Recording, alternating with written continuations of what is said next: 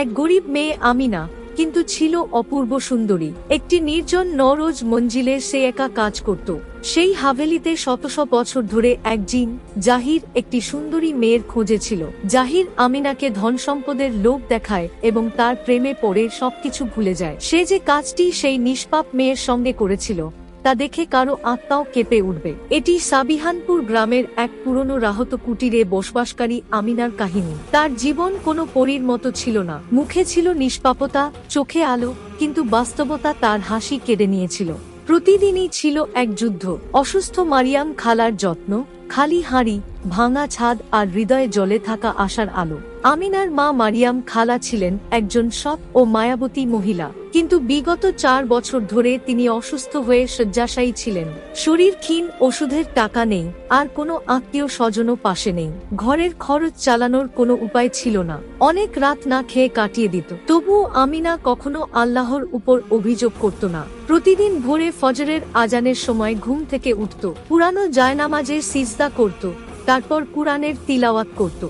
তার দোয়ায় একটাই মিনতি থাকত, হে আল্লাহ, আমার মাকে আরোগ্য দাও ও আমাদের জন্য হালাল রুজির ব্যবস্থা করো। গ্রামের অনেকে তাকে খারাপ পথে যাওয়ার প্রস্তাব দিয়েছিল। কেউ বিয়ের লোভ দেখিয়েছিল, কেউ চাকরের মতো কাজ করার প্রস্তাব। কিন্তু আমিনার একটাই উত্তর ছিল, আমার রাব্ব যা লিখেছেন তাই উত্তম, আমি আমার সবর বিক্রি করতে পারি না। একদিন গ্রামের এক বুড়ি মহিলা আলী খালা তাকে বললেন, জঙ্গলের পাশে এক নির্জন নৌরোজ মঞ্জি আছে। বহু বছর ধরে কেউ ওখানে টেকে না, কিন্তু এখন শহরের মালিকেরা ওখানে থাকেন না, তাই একজন কাজের লোক লাগবে। ভালো পারিশ্রমিকও পাওয়া যাবে। আমিনা মায়ের চোখে তাকিয়ে দেখল দুর্বলতা, কষ্ট, অসহায়তা। সে সিদ্ধান্ত নিয়ে নিল, সেই হাভেলিতে যদি শয়তানও থাকে, আমি আল্লাহর কালেমা আর তিলাওয়াত নিয়ে যাব। মায়ের কাছ থেকে অনুমতি নিল, 2টি রুটি আর ছোট কুরআন শরীফ ঝোলায় ভরল এবং রওনা হলো এমন এক পথে যেখানে তার সবর ও ইমানের সবচেয়ে বড় পরীক্ষা অপেক্ষা করছিল। যে হাভেলির দিকে আমিনা রওনা হয়েছিল তার নাম ছিল নৌরোজ মঞ্জিল, যা একসময় জমিদার নবাব রুফ আলী শাহ এর বাসস্থান ছিল। প্রায় 100 বছর আগে এটি ছিল গ্রামের সবচেয়ে জাঁকজমকপূর্ণ প্রাসাদ। সাদা মার্বেলের দেয়াল, বিশাল ঝাড়বাতি, বাগান আর ফোয়ারা। নবাব ছিলেন অত্যন্ত ধনী, তবে তার একমাত্র সন্তান ছিল এক মেয়েকে বলা হতো সাবাহ। সাবাহ ছিল অনন্য রূপের অধিকারিণী, কিন্তু একই সঙ্গে ছিল দারুণ অহংকারী। একদিন তার বিয়ে ঠিক হলো একজন সৎ কিন্তু গরিব ছেলের সঙ্গে, যাকে সে মোটেই পছন্দ করত না। সেই রাতেই সাবাহ নিজেকে নৌরোজ মঞ্জিল এর সবচেয়ে উঁচু ঘরে বন্ধ করে দেয়, আর সকালে দেখা যায় তার মৃতদেহ ঝাড়বাতির সঙ্গে ঝুলছে। কিন্তু আশ্চর্যজনক ব্যাপার ছিল, তার মুখে রাগের ছাপ স্পষ্ট ছিল, যেন সে মৃত্যুর পরও কাউকে ঘৃণা করছিল। এরপর থেকেই হাভেলিতে অদ্ভুত সব ঘটনা ঘটতে শুরু করে। চাকর-বাকরেরা উধাও হয়ে যেতে লাগলো, কেউ কেউ পাগল হয়ে গেল, কেউ কেউ অসংলগ্ন কথা বলতে বলতে জঙ্গলে হারিয়ে গেল। সাবিহানপুর গ্রামের বয়োজ্যেষ্ঠরা বলেন, নৌরোজ মঞ্জিল এর দেয়ালে কেউ কালো জাদুর মাধ্যমে সায়াহ জাতির জিনদের বন্দী করেছিল, যারা এখন মুক্তভাবে ঘোরাফেরা করে। অনেকেই দাবি করে রাতে সেই হাভেলি থেকে কোনো মেয়ের কান্নার আওয়াজ ভেসে আসে। কেউ কেউ জানালার ফাঁক দিয়ে সাদা কাপড়া এক নারীর ছায়া দেখেছে বলে বলে। গ্রামের শিশুরা হাভেলির ধারে কাছেও যায় না, আর বড়রা দূর থেকে সালাম করে পাশ কাটিয়ে যায়, বলে যেই ওখানে কাজ করতে যায় বেশি দিন টেকে না। কেউ ভয়ে পালিয়ে আসে, কেউ চিরতরের জন্য নিখোঁজ হয়ে যায়। কিন্তু আমিনা যখন এসব শুনেছিল, সে শুধু একটাই কথা বলেছিল, যদি এই হাভেলি জিনদের হয় তবে আমার রাব্ব রাব্বুন্নাস, মালিকুন্নাস, ইলাহিন্নাস। এই বিশ্বাস নিয়েই সে নৌরোজ মঞ্জিল এর ফটকের ভেতর প্রবেশ করল, যেখানে দেয়ালের ফাঁকে লুকিয়েছিল সময়, আর বাতাসে আজও ভেসে বেড়াচ্ছিল সাবাহর অভিমান। নৌরোজ মঞ্জিল এর দেয়ালে বাসা বাঁধা সেই অদৃশ্য ছায়া কোনো সাধারণ জিন ছিল না। তার নাম ছিল জাহির, আর সে ছিল না পুরোপুরি জিন, না পুরোপুরি মানুষ। সে ছিল সেই রুহানি জিনদের একজন, যারা এক সময় ফেরেশতাদের মতো পবিত্র এবং ইবাদতগুজার ছিল। তার আল্লাহর সঙ্গে গভীর সম্পর্ক ছিল, এবং সে ছিল জান্নাতে প্রবেশের উপযুক্ত জিনদের একজন। কিন্তু শত শত বছর আগে এক পরীক্ষা তাকে ভেঙে দেয়। জাহির এক মানবী মেয়ের প্রতি রুহানি ভালোবাসায় পড়ে যায়। সেই ভালোবাসায় সে এতটাই ডুবে যায় যে যখন সেই মেয়ে অন্য কারো সঙ্গে বিয়ে করে ফেলে, জাহির তার রাব্বের কাছে অভিযোগ করে বসে, তুই তো আমার হৃদয়ে প্রেম সৃষ্টি করেছিস, তবে তাকে আমার থেকে আলাদা করলি কেন? এই অভিযোগ তাকে রুহানি জগতের উচ্চতা থেকে নামিয়ে এনে ইবলিসের সীমার কাছে পৌঁছে দেয়। সে কষ্টে জর্জরিত হয়ে চলে আসে সেই হাভেলিতে, যেখানে সাবাহর ঘৃণা আর মৃত্যুর বদদোয়া আগে থেকেই দেয়ালগুলোকে শয়তানি শক্তিতে পূর্ণ করে রেখেছিল। সেই হাভেলিতে জাহির একাকী বহু বছর ধরে ঘুরে বেড়াচ্ছে, একটি রূহ যা ভালোবাসার নামে ভেঙে পড়েছিল। যখন আমিনা প্রথমবার নওরোজ মঞ্জিল এ প্রবেশ করল, তখন তার কণ্ঠস্বর, তার তিলাওয়াত, তার সবর, এই সব কিছু জাহির এর সেই ভাঙা অস্তিত্বে এক শান্তির মতো প্রবেশ করতে শুরু করল। সে প্রতিদিন লুকিয়ে লুকিয়ে তাকে দেখত, যখন সে মারিয়াম খালার জন্য তসবিহ পড়ত, যখন সে ঝাড়ু দিতে দিতে কুরআনের আয়াত ফিস ফিস করে বলতো, যখন সে রাতের আঁধারে কান্নার সঙ্গে দোয়া করত। জাহির এর কাছে আমিনা কোনো সাধারণ মেয়ে ছিল না। এই ভালোবাসা শরীরই ছিল না, বরং তার আত্মার সেই শূন্য জায়গাটি পূর্ণ করছিল যা শতাব্দীর পর শতাব্দী একা ছিল। কিন্তু এক জিনের মানুষের প্রতি প্রেম, আর তা যদি হয় আল্লাহর এক বান্দির প্রতি, তবে কি তা পবিত্র ভালোবাসা, নাকি আবার কোনো গুনাহের সূচনা? জাহির নিজেই এই দ্বন্দ্বে আটকে ছিল, তবে এবার সে ছিল প্রস্তুত এই ভালোবাসাকে পাওয়ার জন্য সব সীমা অতিক্রম করতে। তবে আমিনাকে নয়, বরং নিজেকে সম্পূর্ণ অনুভব করার জন্য। আর এখান থেকেই শুরু হলো এক এমন সফর, যেখানে ভালোবাসা আর সৃষ্টি জগতের সীমানা মুছে যেতে লাগলো। নওরোজ মঞ্জিল এ আমিনার আসার মাত্র কিছুদিনই হয়েছে, কিন্তু জাহির এর উন্মাদনা প্রতিদিন বেড়ে চলেছে। সে প্রতি মুহূর্তে আমিনাকে দেখত, তার আশপাশেই থাকত, কিন্তু কখনো নিজেকে দেখাত না। তার ভালোবাসার ধরন ছিল অদ্ভুত। আমিনাকে ভয় দেখিয়ে নয়, বরং ভালোবাসা আর শান্তির মাধ্যমে আকৃষ্ট করতে চাইত। এক রাতে যখন আমিনা মারিয়াম খালার ওষুধ কেনার জন্য কান্না করছিল, ঠিক তখন আলমারির দরজা নিজে থেকে খুলে গেল এবং একটি থলি নিচে পড়ে গেল। থলির মধ্যে ছিল সোনার মোহর। আমিনা ভয় পেয়ে গেল, বুঝতে পারল এটা মানুষের কোনো দয়া নয়। সে ভয়ে কুরআনের তিলাওয়াত শুরু করল, কিন্তু মোহরগুলো ঠিক সেখানেই পড়ে রইল। সেই রাতেই আমিনা স্বপ্নে একটি কণ্ঠস্বর শুনল, এটা তোমার জন্য আমিনা, শুধু তোমার দরকার, তোমাকে এবং তোমার মাকে জীবনে আর কোনো কষ্ট হবে না। আমিনার ঘুম ভেঙে যায় এবং সে সঙ্গে সঙ্গে সিজদায় পড়ে যায়। হে আল্লাহ, তুমি দিয়েছ যে সবর আর আত্মসম্মান, সেটাই আমার জন্য যথেষ্ট। আমি কোনো অদৃশ্য সাহায্য চাই না, আমি চাই কেবল তোমার সহায়তা, কোনো জিনের দান নয়। পরদিন নওরোজ মঞ্জিল এর দেয়ালগুলো সুগন্ধে ভরে উঠল।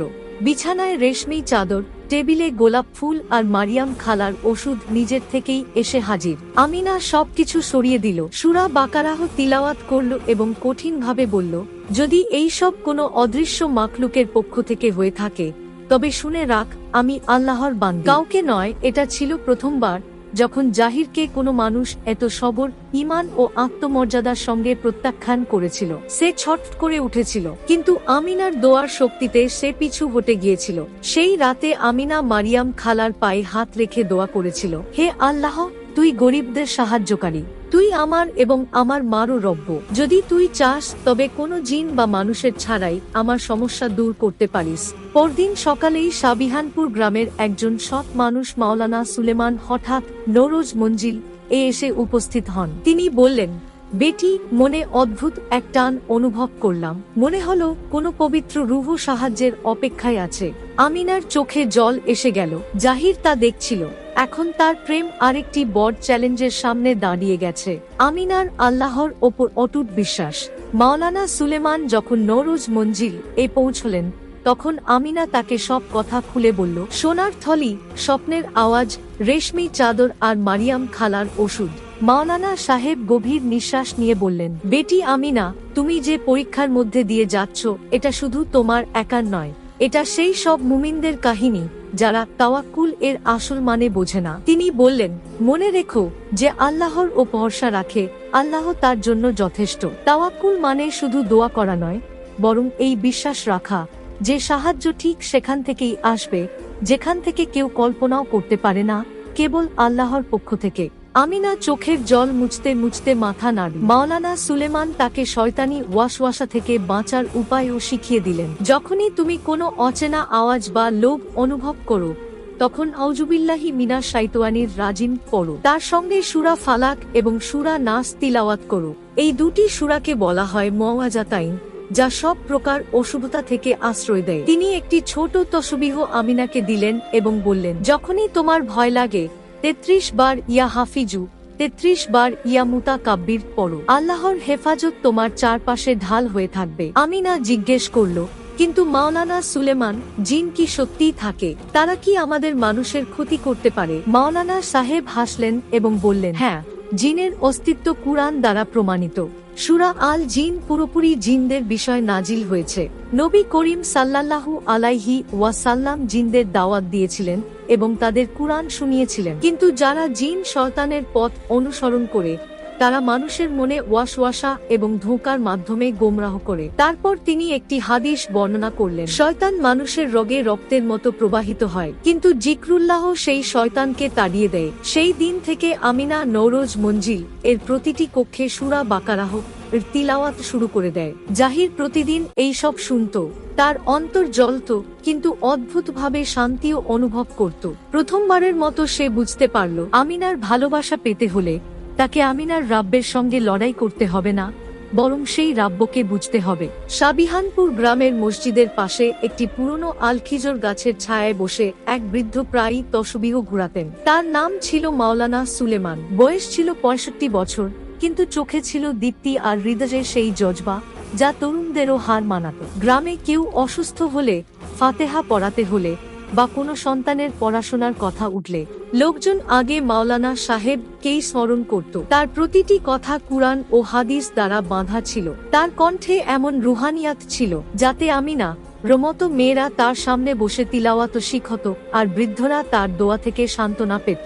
এক রাতে যখন তিনি তাহাজ্জুদ এর সময় নামাজে লিপ্ত ছিলেন, তার অন্তরে এক অস্থিরতা অনুভব হল, যেন কোনো পবিত্র আত্মা সাহায্য চাইছে।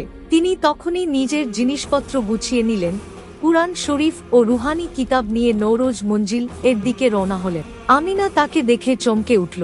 যখন সে তার অবস্থা ব্যাখ্যা করল, তখন মাওলানা সুলেমান তার মাথায় হাত রেখে বললেন, বেটি, তুমি ভালোবাসা আর শয়তানি ওয়াসওয়াসা মাঝখানে আটকে আছো, কিন্তু মনে রেখো, আল্লাহর সন্তুষ্টির চেয়ে বড় কিছু নেই। তিনি নওরোজ মঞ্জিল এর প্রতিটি ঘরে সূরা বাকারাহ, আয়াতুল কুরসি এবং সূরা জিন তিলাওয়াত শুরু করলেন। মাওলানা সাহেব একটি পবিত্র পানির বোতল দিলেন, যার ওপর তিনি 41 বার সূরা ফাতিহা এবং সূরা ইখলাস পড়েছিলেন। তিনি বললেন, এই পানি প্রতিটি কক্ষে ছিটিয়ে দিও, আর রাতে সূরা নাস, সূরা ফালাক এবং আয়াতুল কুরসি অবশ্যই পড়বে। এগুলো জিনদের আগুন নিভিয়ে দেয়। জাহির, যে নওরোজ মঞ্জিল এর দেয়ালের আড়াল থেকে সবকিছু দেখছিল, প্রথমবারের মতো নিজেকে দুর্বল ও দোল খাচ্ছে বলে অনুভব করল। তার কাছে মাওলানা সুলেমান শুধু একজন হাফেজ নন, বরং একজন রুহানি মুজাহিদ ছিলেন, যিনি শুধু শব্দে নয়, কালামুল্লাহ নূরে যুদ্ধ করছিলেন। মাওলানা সুলেমান এখন আমিনা দেখাশোনায় মনোযোগী ছিলেন। তিনি তাকে শুধু সায়াহ জাতি ক্ষতি থেকে নয়, বরং এমন সব পথ থেকেও বাঁচাতে চাইতেন যেগুলো তাকে আল্লাহ থেকে দূরে সরিয়ে নিতে পারত। তিনি বললেন, আমিনা, তোমাকে শুধু জিনের সাথে নয়, নিজের নফস এর সাথেও যুদ্ধ করতে হবে। ভালোবাসার আগুন তখনই আলো হয় যখন তাতে আল্লাহর সন্তুষ্টি মিশে থাকে। এদিকে নওরোজ মঞ্জিল একদিকে জাহির এর ইসব বাড়ছিল, আর অন্যদিকে মাওলানা সুলেমান এর দোয়া ও কুরআনের নূর পুরো হাভেলি ধীরে ধীরে বদলে যাচ্ছিল। হাভেলির ভেতর এক নিঃশব্দ লড়াই চলছিল, সায়াহ জাতি আর মানুষ আমিনা এর মাঝে। কিন্তু সেই নওরোজ মঞ্জিল থেকে অনেক দূরে রাহত কুটির এর এক কাঁচা ঘরে এক মা, একজন মারিয়াম খালা, নিজের রব্বের সামনে মাথা নত করেছিলেন। আমিনা রমা এখনো বিছানায় পড়ে আছেন, কিন্তু তার রুহ প্রতিদিন কাঁপছে। মেয়ের ইজ্জত, ঈমান আর তার নিঃসঙ্গ জীবনের চিন্তায় তার হৃদয় দগ্ধ হচ্ছিল। আমিনা চলে যাওয়ার পর থেকে মারিয়াম খালা খাবার কমিয়ে দিয়েছিলেন, কিন্তু সিজদাহ বাড়িয়ে দিয়েছিলেন। প্রতিটি রাতে তিনি কেঁদে কেঁদে বলতেন, হে আল্লাহ, তুই জানিস আমার মেয়ে কেমন। সে তোর পথেই আছে, তোর কিতাবকে ভালোবাসে। আমি তাকে তোদের উপরেই সঁপে দিয়েছি। তুই তাকে কোনো গোমরাহি, কোনো সায়াহ জাতি, কোনো মানুষই বা শয়তানি শক্তি থেকে রক্ষা করো। এক রাতে যখন আমিনা নওরোজ মঞ্জিল বসে কুরআন পড়ছিল এবং জাহির দেয়ালের ফাঁক থেকে তাকিয়েছিল, তখন সে একটি অদ্ভুত রুহানি কম্পন অনুভব করল, যেন এক অজানা নূর হাভেলি তে প্রবেশ করেছে। জাহির পেছনে সরে গেল এবং প্রথমবারের মতো সে দমবন্ধ অনুভব করল। ঠিক সেই মুহূর্তে সেই রাহত কুটির এর ঘরে মারিয়াম খালা সিজদায় ছিলেন এবং বলছিলেন, হে আল্লাহ, যদি আমার মেয়ের হেফাজতের জন্য তোর কাছে আমার জীবন প্রয়োজন, তবে তুই আমায় তুলে নে, কিন্তু তাকে সব অশুভতা থেকে বাঁচিয়ে রাখ। তার এই দোয়া আসমানের ফাঁক ভেদ করে আরশ পর্যন্ত পৌঁছে গেল। বলে থাকেন, একজন মায়ের সৎ হৃদয় থেকে বেরোনো দোয়া তাকদিরও বদলে দিতে পারে।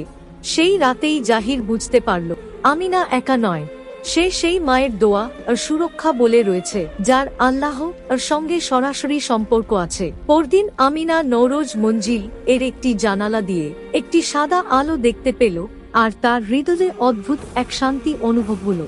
সে বুঝে গেল তার মা নিশ্চয়ই দোয়া করেছেন আর রব্বে কারিম নিশ্চয়ই শুনেছেন। সে তখন কুরআন এর একটি আয়াত পড়ে বলল, উজকুরুনি আজকুরকুম, তোমরা আমাকে স্মরণ করো, আমি তোমাদের স্মরণ করব।